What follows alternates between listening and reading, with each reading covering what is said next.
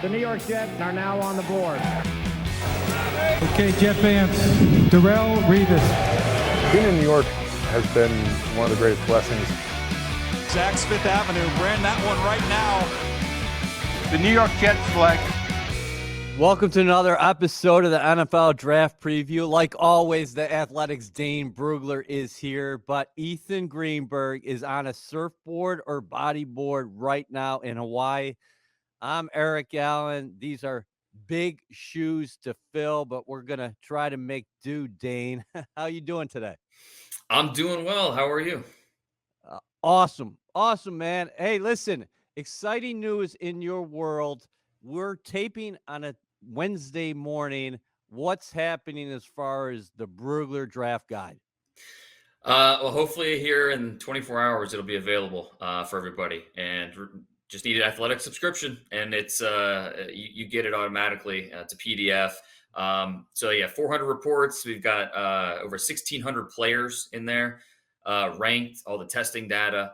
And there's just a lot of info. It's been a crazy last few months, and then last 10 months trying to put this thing together. So cannot wait to release it into the wild and kind of just for everybody to kind of digest everything and kind of start talking about everything that's in there.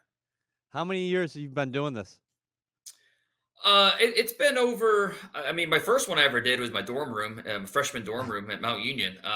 But really seriously, probably doing it, over 10 years now, in terms of producing something, some type of document and sharing it with people and that type of thing. So we're going over 10 years now. What were your friends and family thinking when you were doing that in college at Mount Union? It was. It definitely got some weird looks, but no, and my family always been supportive of it. I remember my parents, helping me, go to Staples and get some printed and things like that, because they just, they know if I spent this much time into something like this, it must mean something. And honestly, I mean that I used it as a resume. If I wanted to get a job, I sent them my draft book and said, listen, this is my passion. This is if I put all this into a draft guide, think about what I could do for you, type of thing. And so it's helped me along the way. But it's thankfully being at the Athletic, they let me work on this year round, and it's really just a labor of love. All right, we are going to talk about the offensive line today, but I'm so fascinated by all this. The draft bug, the itch. When did you get it, and how has the coverage maybe changed from your perspective since you've started doing this professionally? Really when I was 13, growing up I was 12, 13, growing up in Northeast Ohio, and the Browns came back to the league in 99. They had the first pick overall, and there was so much intrigue. Tim Couch, Donovan McNabb, Ricky Williams, who should they take at number one to restart this franchise? And that just, that created some type of, I was enamored with the process. What made a good college player a great NFL player, or, just trying to figure these guys out. And so an overzealous hobby turned into a career for me. And it's something that I've been very blessed to have a lot of scouts and people around the league take me under their wing, teach me, different ways to do things. Scouting is an evolving, just like the game of football is always evolving. And so you have to evolve with it. And so it's definitely changed quite a bit in terms of how we view these players, just what the NFL is looking for, scheme-wise, player-wise, what type of skill set. And so it's a moving target. And so it's the moment you think you've got to figure it out, it's the moment you probably need to move on, because it's something that is always evolving and changing, and you have to just try to keep up with it. It's really a fun thing that keeps you on your toes. Man, I wonder how many of our listeners remember Tim Couch. If only he had a better offensive line, he might have been something. He was a good player out of Kentucky, but that Browns franchise, when they came back in 99, they were not ready to compete with anybody. It's fascinating. Every draft we talk about the quarterbacks and the dominoes. 5 quarterbacks taken in the first round last year, of course. We are 3 weeks away from the start of the 2022 NFL draft from Las Vegas, Dane. From your perspective, what's changing as we look ahead? Yeah, and this is the time of year where teams are having guys come to the facility for 30 visits. A lot of Zoom calls. The Zoom calls are unlimited. There's not a cap on what you can do there. So now at this point, it's all about draft meetings. Talking to scouts that are on the road. They're coming back to the facility because pro days are just about over. There's a few workouts here and there, but for the most part, scouts are they're off the road back at the facility, and now it's time to build the draft board. And most teams already have something built, and now it's more about tweaking and figuring out how they want things, how exactly they want the draft board to look like. And so at this point, it's trying to get some of those questions answered, and that's what the 30 visits are for. A lot of times, teams will be able to eliminate guys based off of 30 visits. That's where you have a chance to meet a guy and, how does he mesh with your staff? How does he put him up X's and O's on the whiteboard? More medical stuff. So the guys that you have more questions about, those are the guys you're bringing in most cases for the 30 visits to try and figure them out even more, and helps you as you put together this draft board. So a lot of things in motion as teams kind of finish up, put a finishing touches on this draft process. But yeah, like you mentioned, 3 weeks, we're almost to that finish line. You and Ethan have nailed this preview series for the last couple of years, and I know you already talked about it, but how advantageous was it for the Jets to have not just the Senior Bowl experience, but that interaction with the players, because they can really target who they're going to bring in their building because they've had so much experience with people. So when you're talking about the 30 visits now, they can really be selective more than other teams, can't they? No doubt. I mean, having that Senior Bowl experience, it's so key because you understand whether or not a player is going to be a culture fit for you. Having your assistant coaches be hands on with these guys, that is such a head start for the Jets, and just understanding who these guys are. We had a really good Senior Bowl roster this year, so a lot of players that I'm sure the Jets would be interested in. They got a better look, and they understand, okay, yeah, this guy culture fit. I think that there's something there. On the field, I think there's something there. And so, you just have a better feel. And so when you get to the combine, you just feel like you're so far ahead of some of these other teams. And so for the Jets, I think, going into this draft with 2 picks in the top 10, you've got multiple, 5 picks in the top 100. So, there's a lot of opportunity here to get better. And I think the Jets are positioned well to do that with how the draft process has gone. All right. I hope people aren't getting too full with our appetizers, because we will get to the main course, which is the offensive line, of course. But from pro days, just you studying what's going on out there, how about a prospect or two who may have helped themselves here the last few weeks or over the course of the last month, maybe? Yeah, well, speaking of the Senior Bowl, we've had a few guys that have kind of crushed every level of the process: Senior Bowl, Combine, and then the pro days. And Christian Watson from North Dakota State, the wide receiver, is one of those guys. At the Senior Bowl, looked really good. You weren't sure. He's never faced an FBS opponent in his career at North Dakota State. So how would he look at the Senior Bowl against better competition? He did a really nice job. Goes to the combine, comes in over 6'4", 4.36 in the 40, 38.5-inch vert, 11.4 broad jump. Just these remarkable numbers. And then at his pro day, so he didn't do any of the shuttles at the combine. Waited for his pro day. At his pro day, 6.96 in the 3-cone, which is a remarkable time, especially for a guy that size. At 4.19 in the short shuttle, and then 18 in the bench press. So he was a guy that, again, crushed every level of the process. And Watson has really helped himself from the season. Just the tape was good. There's still some, he's raw in areas as a route runner. Still needs to improve in a few things.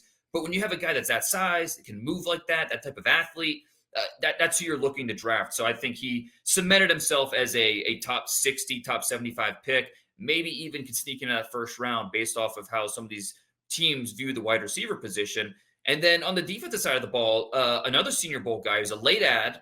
He was at the NFLPA Collegiate Bowl. Had a great week there. Gets a late ad to the Senior Bowl. Talking about Eric Johnson, defensive lineman out of Missouri State. Now, he didn't get invited to the combine. And so he is my highest graded combine snub in the draft guide. 6'4.5", 299 pounds. At his pro day, ran a 4.86 in the 40-yard dash, which is he was moving for a guy 300 pounds. 7.58 3 cones, terrific for that size, 27.5-inch vert, 8.11 in the broad. So Eric Johnson, he was a hard guy to block all week during Senior Bowl practices. And when you put together strong tape, when you put together the testing data that he did, does he need to be more consistent in a few areas? Yeah, in terms of pad level, run recognition, things like that. But he shows functional hand usage. He shows play range. He shows the ability to win with both power and win with quickness. So Eric Johnson's one of those players that has helped himself not only just the pro days, but throughout the entire process. And his workout was just kind of a cherry on top. So a lot of teams are bringing in Eric Johnson just to learn a little bit more. He's one of those 30 visits for a lot of teams. Nice. Okay, let's get to the offensive line finally. And thanks for your patience here, but I got so many questions, just like all our fans do. The anticipation continues to build. We're three weeks away from the 2022 NFL draft. What are you looking for in a general sense when you're studying the offensive linemen? And also, is it a harder group to study in terms of all the position groups? It's definitely kind of like offensive line, because offensive line is a very technically skilled position. I think that I've learned that that's how you have to scout it as well. I mean, you have to really focus on some of all the details, because when you get to the NFL, all these offensive linemen are big and strong. They most of them move fairly well. It's about the ones that understand leverage, the ones that understand angles. The technically refined offensive linemen, those are usually the guys that stick. And so when you're studying these guys on tape, studying these guys in college, it's important to, okay, if they make a mistake, what type of mistake is it? Is it a physical mistake? Is it a mental mistake? And I think it's something where no matter how much the game evolves, we talked about it earlier, offensive line, you could always point to it as if you have success in the offensive line, how that correlates to success and how what that means for your team. And so every team's going to be looking at the offensive line. You want to get better. You want guys that are mentally tough, because you have to play through the pain. A lot of offensive linemen, you're just getting beat up play after play after play. So that's something that is important to scout. And then something else too, we talk about all these positions and how you could be a little specialized. If you're a receiver and maybe you're smaller, or maybe you're not as good of a route runner, or maybe you have iffy hands, but if you're fast, there's going to be interest in you. If you're an offensive lineman, you can't really afford to be a specialist. You have to be good at everything. Even if you are, say a Daniel Falalele from Minnesota, and you're 390 pounds, you're this mammoth, human being. You still have to be technically sound with your hands. You still have to be able to move a little bit in order to play. So it's really the only position that you can truly say that. A lot of other positions, you can overcome it with maybe a specialized skill. Offensive line, you really have to be best, or you have to be above average across the board, or you're going to get exposed. So offensive line, it's a really fascinating position to evaluate. What's the headline at the top of this group? Because we've been talking for months about the edge group, how deep it is, how you got some star power at the top, even though you might not have a Bosa-like player in the mix, but just a lot of quality edge rushers. I think the offensive line, when I look at it, a lot of people are talking about the tackle position. Mm-hmm. Yeah, no question. And we're going to see a lot of these guys come off the board quickly. Talking about Ickey Ekwonu from NC State, Evan Neal, Alabama, Charles Cross, Mississippi State, and then Trevor Penning, Northern Iowa. All four are going to be first-round picks, and it's just a matter of how high do they go. Who will be on the board at number 4 if the Jets are possibly interested. We know Joe Douglas loves his offensive linemen, and the state of the Jets' offensive line is much improved than it was a couple years ago, even a year ago. But it's still an area that I think they'd like to get better at. And so you can't completely dismiss an offensive lineman there at number 4, especially if the right guy is there. Could that be an Ickey Ekwonu? Could it be Evan Neal? Either of those guys would make a ton of sense. And then at number 10, same type of deal if they go a different direction at number 4. So we're going to see, especially in a draft like this, where there's a lot of differing opinions on a lot of the players this year from team to team. a lot of teams, we know they need offensive line. And so we're going to see these guys go early. So offensive tackle, I think there is a little bit of a drop off after you get past those top four. Big fan of Bernhard Raimann from Central Michigan. He's more of a late 1, early 2. A guy like Tyler Smith from Tulsa is a day 2 pick who has a lot of ability, but his discipline's not there. He's just a young player. It's going to take time for him to get up to that level. And you've got a few guys that can come in and compete for starting reps. Abraham Lucas from Washington State, guys like that. And then on day 3, developmental guys. But it's really that top 4 offensive linemen, offensive tackles that we're talking about. And then on the interior, this center class is a lot of fun because you got a guy at the top, Tyler Linderbaum, who is extremely, extremely talented. But, he's got really short arms and he's a center only. And so this is not going to be a great fit for every team. So where does Tyler Linderbaum fall in all of this? Could he fall out of the first round?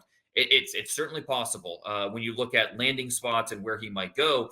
And then this center class, my favorite part of it is the third round. I've got 4 centers in that third round range, and that's kind of the sweet spot. Talking about Luke Fortner from Kentucky, talking about Cole Strange from Chattanooga, Cam Jurgens, Nebraska, Dylan Parham, Memphis. These guys are all going to be competing for starting reps in the NFL pretty quickly. And I think they're all going to be in that day 2 range, probably in the third round.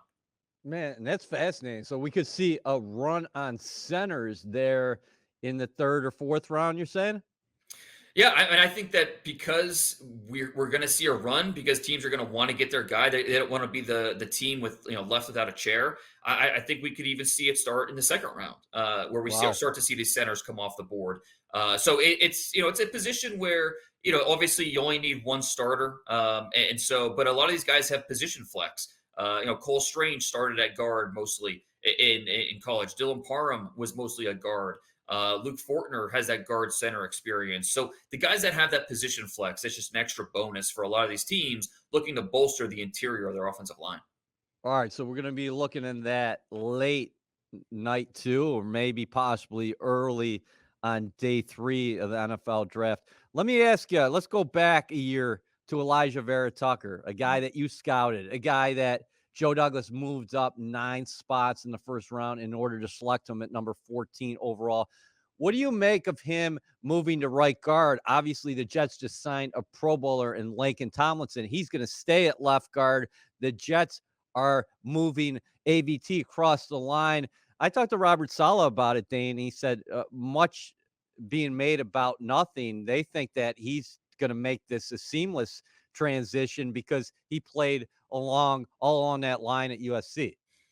Exactly. And I think that was part of the appeal with AVT when he was coming out as a prospect is the position flex that he offers. And nobody knows better than this Jets staff about whether or not he's capable of making that move and playing kind of a mirror image of what he did last year. So, it's one of those things where you have to trust the coaches, because they have the best idea of what he could do at that new spot. I don't think they would have made that signing unless they had a really good feeling about it. So, it's something that, when I scout offensive line, the most gifted offensive linemen, they're able to quickly reset and get back to the strength of their bodies. And that's something that AVT does really well. So I don't left guard, right guard, it doesn't matter. I think that's something that is going to continue to carry him. We know he moves well, but his ability to play with balance, reset quickly, I think that he'll be able to do that no matter where he's lined up on the offensive line. And it's just a matter of getting reps and getting better. And so I think that's something that could really, really stabilize things for that Jets front. You have been high on NC State's Ickey Ekwonu for months. Why?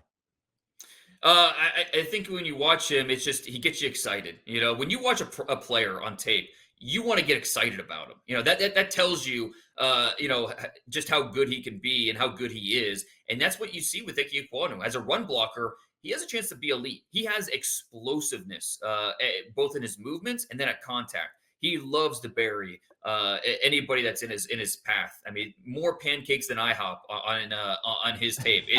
It's a lot of fun to watch. And so gap zone, it doesn't matter. He's a mauler.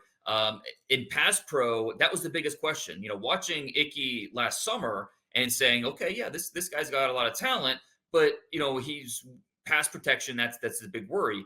The steps that he made this year in pass protection were really, really impressive. Now he's still oversets time, here and there. He'll be over aggressive at times in space, but the balance, the handwork, I thought he proved this year on his tape that he could play outside, be a tackle, no question. But I do think run blocking, that's kind of his MO. That's what he does best.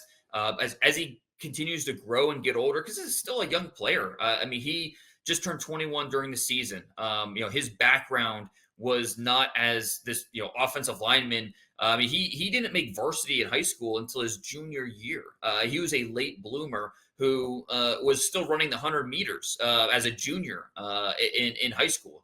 He was the anchor leg of their relay team at Providence Day down there in Charlotte. So Ickey Ekwonu is a guy that's still discovering how good he could be. And so the progression that he showed over the last 3 years, the steps that he has taken in pass pro tells me he's not done. He's going to continue to get better and better. And that explosiveness that he brings to the field, that's what I want on my football team. So Ickey Ekwonu, one of the best players in this draft. He's my number 2 player in the entire draft. And I think he's going to go pretty early. All right. Some people that I've talked to think that we could see a run on those edges real early. Like it's not out of the realm that 1, 2, 3 are edges. We'll have to see. But with that being said, let's go real team specific here because this is a New York Jets podcast.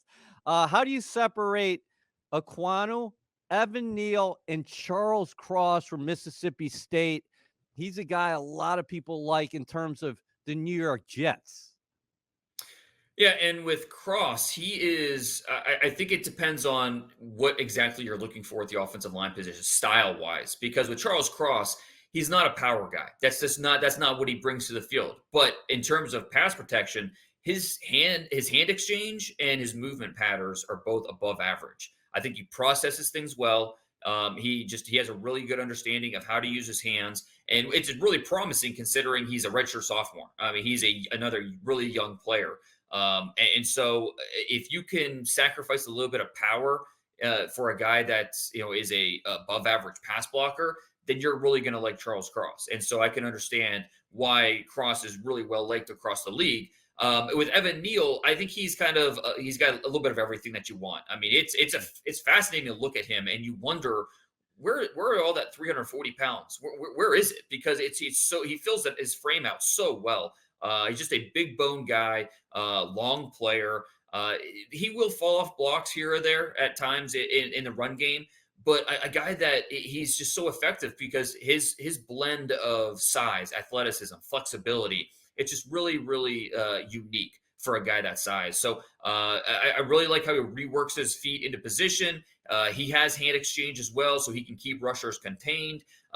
He looks like an immediate NFL starter, a guy that's going to be competing for Pro Bowls at some point during his rookie contract. Where do you stand on Northern Iowa's Trevor Penning? Will coaches like that style, or is he a flag waiting to happen on the next level? He gets after it, Dane. Yeah. We know that. And the Jets were fortunate because they had an opportunity to see him up close down there in Mobile, Alabama. With that being said, he feels like a guy that might not fit in the Jets' range if they stay at 4-10, because then their next pick is 35. And do you think that he probably falls somewhere between that 11th pick and 34? I wouldn't be surprised at all if he goes top 10. Wow. I think it's very possible because, again, this is a draft class where, and it's similar to the edge conversation. A lot of teams are going to look at this and say, yeah, we like Kyle Hamilton, or, we like Devin Lloyd, some of these other, good players that are in this draft, but we're going to shoot for a premium position. And so we're talking about edge rusher. We're talking about offensive tackle. We're talking about corner, those premium positions that there's talent in this draft. And so would not be surprised at all if we see a run on offensive linemen in the top 10. We know there's several teams, the Giants, we look at the Seahawks, we look at, some of these other teams that we could see trading into the top 10, moving up a few spots to get one of these tackles. I think if, Penning at 10, there's no reason why he shouldn't be considered there because, is he a guy that needs some fundamental work? Yeah, there's no question. The on-field discipline, yeah, he needs to tidy it up a little bit, but coaches love it. They would rather you be overly aggressive and you just try to bring him back a little bit as opposed to the opposite where, you're trying to make him more aggressive. He's just too passive. You don't have to worry about that with Trevor Penning. So yes, needs some more coaching, but the power that he brings, the physical presence, and he's a really good athlete. No offensive lineman had a better 10-yard split or 20-yard split in a 40-yard dash at the NFL Combine than Trevor Penning. So he has that initial explosion that you're looking for. And so there's a lot. The selling point with Trevor Penning is easy to see. And you talk to him, really smart guy. He'll tell you on any given play based on the alignment what the right guard is supposed to be doing. I mean, he is that type of it brings that type of intelligence to the offensive line as well. So Trevor Penning, I think, is going to be a target for a lot of teams picking in that top half of round one. That dude is a mauler. He loves to play the game, and he got a lot of attention for what he did off the field watching that Saw series on a bus trip, getting ready for a game. The great part of that story is that then he told reporters that, hey, I told my mom I did that, and then she decided that she wanted to watch the series with me. So Trevor Penning, he's an interesting character, but he loves the game. He loves ball. And it's going to be fascinating to see where he winds up. Zion Johnson, I know you love him. In Mobile, it was interesting. He took some snaps at the center position, but he projects more as a guard, right? He just wanted to show people that, hey, listen, if I got to switch over, I'm more than willing to do that as well. Yeah, I thought he held his own for a guy that's really never played center before. He played tackle in 2020, and that really was not his where he was most comfortable. They moved him back to guard in 2021, and he looked outstanding. And I think it's one of those things where you start to run out of reasons why this guy should not go in the top 20 picks. He's 6'3", 315. His athleticism's outstanding. 34-inch arms, so he has the length. He's got these big bear claw hands. And another guy that you talk to him, and he's razor sharp. He's so impressive when you talk to him, and he understands his skill set. He understands his strengths. His body control's above average. He's got the power in his lower body where he's going to drive defenders off the ball. So the combination of play strength, of muscle twitch, his reaction skills, and not just as a run blocker, but also as a pass blocker. This guy's going to be a decade-long starter in the NFL, probably at guard, but also be able to kick inside the center in a pinch if you need him to. It's just an easy player to like in this draft. I'm a big fan of him. Real squatty, real low to the ground, so he doesn't have to worry about getting those pads down. It's like he's built so low to the ground, and he gets after people, very comfortable on the move. And like you said, it's so impressive in terms of what he brings from a cerebral perspective. I wanted to ask you about this. Let's end here. Top of the second round, Jets at 35 and 38. Say they don't take an offensive lineman at 4 and 10. If they stay at 4 and 10, who might make sense there at the top of the second round for a team looking for an offensive lineman at either the 35 range or 38? Maybe Bernhard Raimann from Central Michigan, who is one of the more fascinating stories in this draft because he made the transition. Well, first of all, he's from Austria, where he was a wide receiver, comes to the States, where he played receiver, tight end in high school, goes to Central Michigan, and he was a tight end. He caught 20 passes over 2018, 2019 seasons. And then in the midst of a pandemic, he makes the transition to left tackle. So it's hard enough to make that transition, but to also do it, a lot of it on your own, where he told me he was, taking clips and sending them to his coaches. And they were just, corresponding through text messages and videos of how to get better at this new position. And he started every game at left tackle the last 2 years, and he played it at a very high level. So a guy that has size, has ability, for a guy that's so young at the position, he's an older player because of just his journey. He'll be a 25-year-old rookie this year, but he's so young in terms of his position. But his ability to stay centered, so he can mirror, so he can counter, his athletic reflexes, his strength in the run game. So he just has a crafty understanding of how to use his body, how to use his play strength. And so it's just a really fun guy to watch. And if he's still there at the top of the second round, he's a perfect sixth offensive lineman as a rookie. And then, you plug him, you need help at guard, you need help at tackle. He can help you out in a lot of different spots. So I think he would make some sense at that point. You gave us some awesome insight on everything, but what jumped out to me was the center position early on here during the pod. Let's get back to Linderbaum real quickly.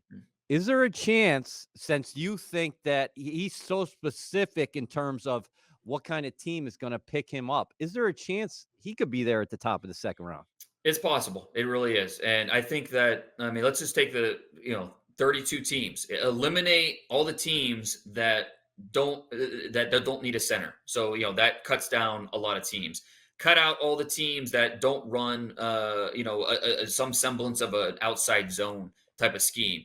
That eliminates some teams, or some teams right there. Eliminate teams that just are not interested in drafting a center in the first round. So all of a sudden we're down to 3, 4, maybe 5 teams, maybe. And it just comes down to, do they feel, the Dallas Cowboys, do they feel comfortable taking a center there? Or do they see the more value in adding another receiver, or they have a big need at guard? Maybe they go that direction.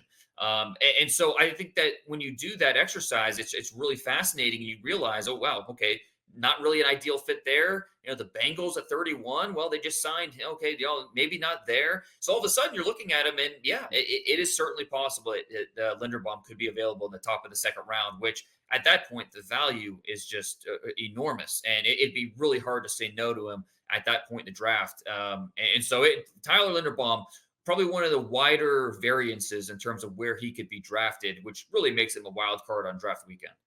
Hey, cheers to you. We enjoyed it. Thanks for letting me fill in today. Get a couple Diet Mountain Dews, because tomorrow is Celebration Day. Your draft guide is going out. The labor of love that started so many years ago in a college dorm room. Man, it's come a long way. You and Ethan been tearing it up here on the podcast. Thanks for letting me fill in today.